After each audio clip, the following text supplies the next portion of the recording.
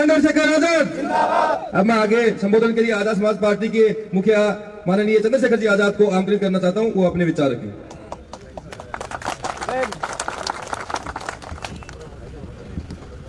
बहुत बहुत धन्यवाद संचालक महोदय।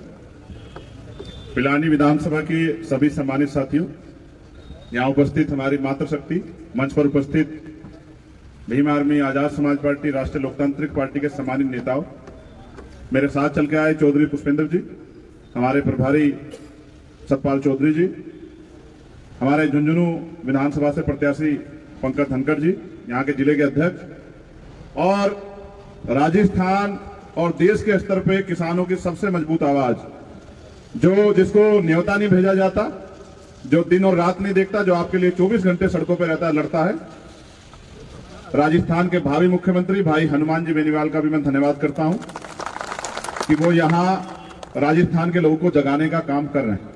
मैं तो हमेशा आपके बीच आता रहता हूं, जब भी कोई जुर्म जाति अन्याय किसान, नौजवान, महिलाओं, दलित पिछड़ों पे, आदिवासियों पे यहां होता है, मैं आता रहता हूं। और मैं अभी भी आया था झुंझुनू में, जब पंकज भाई ने बुलाया था, मैं फिर भी आऊंगा यहाँ। मुझे बड़ी खुशी हुई, 2 चीजों की जानकारी यहां मुझे लगी। मैं सभी संतों, गुरुओं, महापुरुषों को नमन करता हूं, जिनकी वजह से देश में लोकतंत्र आया और सामाजिक समानता के लिए संविधान आया, जिस संविधान की वजह से आज किसान कमेरों के बेटे भी आगे बढ़ने का प्रयास कर रहे हैं, जिसकी वजह से राजशाही टूटी और देश के अंतिम व्यक्ति के हाथ में ताकत आई कि वो अपने भविष्य का फैसला खुद करे। पहली बात यह है कि पिलानी शिक्षा की नगरी है, मगर शिक्षा का फायदा तभी है जब आप अपने अच्छे बुरे का फैसला सोच समझ के लो। आप शिक्षित होकर भी अगर अपने अच्छे बुरे में फर्क नहीं महसूस कर पाए, आपने जिम्मेदारी से काम नहीं किया और आप दुश्मन के हाथों का खिलौना बन गए, तो आपकी शिक्षा का क्या फायदा है। और दूसरी बात मुझे यहाँ पता लगी कि हमारे लोग इस वजह से यहाँ पीछे रह गए हैं कि उनका ट्रांसफर पोस्टिंग जो नेताजी करवाते हैं वो उनके हिसाब से काम करते हैं। ये लोकतंत्र आपको इसलिए मिला था कि जो फैसले आपके खिलाफ होते थे, उन फैसलों का मुंह मोड़ के आप अपने बीच के लोगों को ताकत देकर विधानसभा, लोकसभा में भेज के अपने पास शक्ति अर्जित करो और उस शक्ति से अपने जीवन में परिवर्तन करो, आपकी जो समस्याएं हैं उनको खत्म करने का काम करो। लेकिन मैं ये देखता हूं, जहां पूरे राजस्थान में इस गठबंधन से एक ऊर्जा पैदा हुई है, सिखावटी सीकर का क्षेत्र किसी कारण से अभी पीछे है। उसका जो मैं सबसे बड़ा असर समझता हूं वो इस बात से है कि संघर्षों के साए में घनघोर जवानी पलती है और इतिहास उधर झुक जाता है जिस और जवानी चलती है। यहाँ का जो नौजवान है वो अपने पैरों पर नहीं खड़ा होना चाहता। हमारे नेता है मान्यवर काशी राम साहब, वो कहा करते थे कि दूसरों के महलों से अच्छी होती है अपनी झोपड़ी, वहां आदमी मालिक होता है। आरएलबी, एसपी, एसपी आपका अपना घर है, यहाँ मालिक है। कांग्रेस बीजेपी के पीछे लगोगे, चुनाव के बाद आपको घुसने नहीं देंगे दफ्तरों में, आपके काम को तो बहुत दूर की बात है, आपके आंसुओं को भी नहीं देखेंगे। आप अपने दल को मजबूत करोगे, आपका नेता मजबूत होगा, और जिनका नेता मजबूत होता है उनके साथ समस्याएं नहीं होती। जिनका नेता ताकतवर होता है उनकी समस्याओं का हल होता है। हमने तो ये तय करके कि यहाँ का किसान का मेरा जो है वो भाई हनुमान जी बेनीवाल के साथ खड़ा है, हम लोग अपनी शक्ति को उनके साथ जोड़ेंगे, एक नया परिवर्तन राजस्थान में होगा। लेकिन जिस तरह से शेखावटी के लोग अभी निजी स्वार्थ और निजी चीजों के साथ अपनी शक्ति को नहीं बनाना चाहते, उसका खामियाजा आपके आने वाली पीढ़ियों को भुगतना पड़ेगा। अगर आपका दल मजबूत नहीं होगा तो आपके खिलाफ कानून बनेंगे। इसका उदाहरण है जो किसानों के खिलाफ कानून बने थे, और इसका उदाहरण है अग्निवीर जैसी योजना आई। आज पेपर भर्ती में पेपर लीक होते हैं, बसों में बैठ के पेपर लीक होते हैं, किसके रास्ते बंद होते हैं? किसानों के बच्चों के, मजदूरों के बच्चों के, गरीबों के बच्चों के रास्ते में कमजोर होते हैं। आज बजरी माफिया यहाँ हावी है, आज तमाम तरह से आपके अधिकारों को, चाहे आरक्षण हो या सब चीजें, उनको छीनने का काम किया जा रहा है। अगर आपने नहीं सुधार किया, आपने नई ताकत बनाई, कहीं ना कहीं बाबा साहब अम्बेडकर ये कहते थे कि अन्याय करने वाले से अन्याय सहने वाला ज्यादा दोषी होता है। आप चुपचाप बैठ कर अन्याय देख रहे हैं। आप ये सोचो, जब मुल्क आजाद भी नहीं था तब बाबा साहब अम्बेडकर और सर छोटे राम लड़ रहे थे। एक तरफ गांधी जी ने कहा, मेरी बात पर गौर करना, आपके बच्चों को सीख मिलेगी, गांधी जी ने कहा ऐसे योग आंदोलन चलाओ, लोगों ने सपोर्ट किया। उन्होंने कहा शिक्षा बंद कर दो, पढ़ना बंद कर दो, तो सब छोटू राम पढ़े लिखे व्यक्ति थे। आप यहाँ शिक्षा की नगरी में, उन्होंने कहा भाई आप कह रहे हो शिक्षा लेना बंद कर दो, मैं अपने लोगों को शिक्षा दिलाने के लिए लड़ रहा हूं, मैं जानता हूं शिक्षा जन के तरक्की के रास्ते खुलेंगे। उन्होंने कहा ऐसा योग आंदोलन ठीक है, लेकिन शिक्षा के साथ समझौता नहीं होगा। मैं अपने लोग कहूंगा पढ़ो लिखो आगे बढ़ो, और कोई रास्ता आपके पास नहीं है संविधान में। लेकिन आज आप देखिए, आज संविधान भी है लेकिन हमारे महापुरुष हमारे बीच नहीं है। इतिहास आपको सीख देगा, इतिहास को पढ़ो और जानो कि जब जब हम एकजुट हुए हैं हमने इतिहास लिखा है, और जब जब हम टूटे हैं हमारे सरों पे मुसीबतों का पहाड़ा हमारे सामने खड़ा हुआ है। आपको फैसला लेना होगा। ये सीट आपकी अपनी सीट है, आपकी संख्या किसानों की इतनी है। अगर आप अपने परिवार का एक एक वोट जो है भाई मास्टर जी को दे दो तो मैं लिख के लेता हूं कि मास्टर जी सुबह 10 बजे जीत जाएंगे। और अगर आप कांग्रेस बीजेपी के पिछड़े को बने रहोगे तो आने वाले ऐसे दिन होंगे कि आपके बच्चों के लिए पढ़ने के लिए यहाँ स्कूल और कॉलेज बंद हो जाएंगे और यहाँ शराब और बिजली माफिया आपके बच्चों का जीना हराम कर देंगे। आपको फैसला लेना है। वोट एक दिन के लिए नहीं, 5 साल का भविष्य है। अगर नालायक लोग, निकम्मे लोग, लुटेरे, भ्रष्टाचारी लोग एमपी एमएलए बनेंगे तो वो सड़क में जाके आपकी आवाज उठाएंगे या अपने पैसों की रखवाली करेंगे या लूट मचाई करेंगे। आप फैसला करो। और अगर पढ़े लिखे लोग, समझदार लोग, आपके बीच के लोग, आपकी समस्याओं के लड़ने वाले लोग आगे बढ़ेंगे तो आपकी क्षेत्र की समस्याएं खत्म होंगी। चुनाव के बाद कोई आपको दिखाई नहीं देगा। धन्ना से घरों में बैठ जाएंगे, भ्रष्टाचारी जेलों की तरफ देखेंगे। अगर कोई आपके बीच होगा तो इस प्रदेश का भावी मुख्यमंत्री भाई हनुमान जी बेनीवाल आपके बच्चों के अधिकार और सम्मान की लड़ाई लड़ेगा। मैं बार बार आपसे कह रहा हूं, मौके पे जो चूक जाता है उसके पास उसका डब्बा खाली रह जाता है। चाय की बात करते एक प्रधानमंत्री बन गया। केतली के सहयोग से आपका आदमी मुख्यमंत्री क्यों नहीं बन सकता?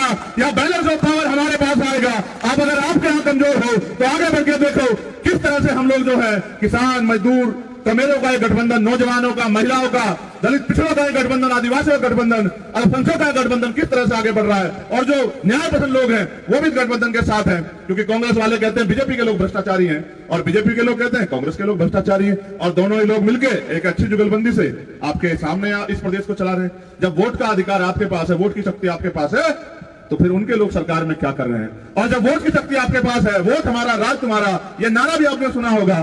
तो इतनी आबादी होने के बाद भी, 1.5 लाख के लगभग होने के बाद भी अगर यहां से कोई और जीत जाए तो मुझे ये तय करना पड़ेगा कि अभी आप सोए हुए हैं। सोया हुआ और मरा हुआ एक बराबर होता है। जो जागेगा उसको अधिकार सुरक्षित रहेंगे और जो सो जाएगा उनके अधिकार भी छिन जाएंगे और उनकी नस्लें भी देश में गुलामी करेंगी। राजस्थान क्रांति की तरह है, हर एक घर से जो है बलिदान हुआ है। किसान कमेरों ने पहले भी लड़ाई लड़ी और आगे भी लड़ाई लड़नी है। आप फैसला करो किसको कमजोर करोगे, हनुमान जी बेनीवाल को? और उनको कमजोर करके आपके हिस्से में क्या आएगा? कौन आपकी आवाज उठाएगा? कौन आपके लिए लड़ेगा? आप अगर उन पिछड़कों के पीछे लगना चाहते हो तो लग जाओ, लेकिन ये सोचो कि जब इतिहास लिखा जाएगा तो लोग आपसे पूछेंगे नहीं कि जब हनुमान जी बेनीवाल मजबूत विकल्प आपको दे रहे थे कांग्रेस बीजेपी से मुक्त होने का, तरक्की करने का, तो आप कहां खड़े थे? थोड़े से पैसे, थोड़े से साधन।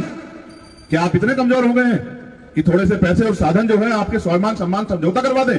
आप याद करो इतिहास को, चाहे वो हरियाणा हो, चाहे वो जयपुर हो, किस तरह से जब आपने अपने अधिकारों की लड़ाई लड़ी, यही भाजपा कांग्रेस के लोगों ने आपको कुचलने का काम किया। आज अपने दुश्मनों को मजबूत करके अपने लोगों को कमजोर करोगे तो इतिहास आपको माफ नहीं करेगा। मैं अपने लोगों से कहूंगा, अपनी कीमती वोट को बिल्कुल मत चुके। आरएलपी और एसपी के जो चुनाव निशान जहां जहां है, गठबंधन का प्रत्याशी जहां है, चाहे आप एक रोटी कम खाना, लेकिन अपने कीमती वोट को राजनीतिक शक्ति बनाने के लिए अपने गठबंधन के चुनाव निशान पे देना और एक एक वोट देके ये साबित करना कि अब हम यहाँ गुलामी की बेड़ियां काटने की तरफ बढ़ रहे हैं। एक ऐसा राजस्थान बनेगा जहां महिलाएं सुरक्षित होंगी, जहां किसान सुरक्षित होगा, जहां मजदूर सुरक्षित होगा, जहां गरीबों के घर भी अमीरों के जैसे होंगे। अगर आज समस्या है 70 साल के बाद, इसके जिम्मेदार कहीं ना कहीं हम और आप हैं, क्योंकि हम अपने वोट का सही प्रयोग नहीं कर रहे हैं। आपके पास मौका है, अगर चूक जाओगे तो 5 साल बाद मौका आएगा और नहीं चूके तो इसी बार इतिहास लिखा जाएगा। जब चारों तरफ धन्ना सेठ आगे बढ़ रहे हैं तो आपके पास मौका है अपने बीच के व्यक्ति को आगे बढ़ाने का। मैं आरएलपी और एएसपी भीम आर्मी के सभी साथियों का धन्यवाद दूंगा, मगर मैं उनसे यह भी अपील करूंगा कि आने वाले 7 दिन आपके भविष्य का फैसला करेंगे। चाहे तो सो जाओ और चाहे अपने भविष्य का निर्माण करो। भविष्य निर्माण संघर्ष से होगा। आज के बाद जब यहां से वापस लौटे, हर व्यक्ति से कहें कि सुख सुविधाएं तो बाद में भी मिल जाएंगी। अगर राजनीतिक शक्ति हमारे पास हुई तो फैसला लेने की ताकत हमारे पास होगी, कानून को लागू करने की ताकत हमारे पास होगी, एमएसपी की गारंटी का कानून बनाने की ताकत हमारे पास होगी। और जब ताकत हमारे पास होगी तो हमें किसी के दरवाजे नहीं जाना पड़ेगा। इसलिए मैं आपसे अपील करूंगा, जब आप 25 तारीख को वोट डालने जाए तो अपनी कीमती वोट को गठबंधन के प्रत्याशियों को देकर उनको कामयाब बनाएं। और वास्तविक लोकतंत्र जो ये तय करता है कि कमजोर किसान, मजदूर, कमेरों के बेटे भी आगे बढ़े और प्रदेश के अंतिम व्यक्ति को सुख सुविधाएं मिले, उसका फैसला आप अपनी वोट की शक्ति से लें। बहन बेटियों के सम्मान की सुरक्षा करने के लिए, कमजोरों का हथियार बनने के लिए, उनकी आवाज बनने के लिए मास्टर जी को और झुंझुनू में आपके बराबर में भाई पंकज धनखड़ जी को अपनी कीमती वोट देकर उनको सफल बनाएं और ऐलान करें कि अब हम किसी के भरोसे नहीं रहेंगे। अपने घर को मजबूत करके अपने घर को ताकत देंगे और अपने बच्चों के भविष्य को सुरक्षित करेंगे। बहुत बहुत धन्यवाद। जय भीम, जय भारत, जय मंडल, जय जोहार, जय तेजाजी महाराज, जय भीम। आप सभी के लिए मंगल कामनाएं। मुझे विश्वास है कि जवानी उठ खड़ी होगी और अपने भविष्य का फैसला बहुत मजबूती से करेगी। बहुत बहुत धन्यवाद।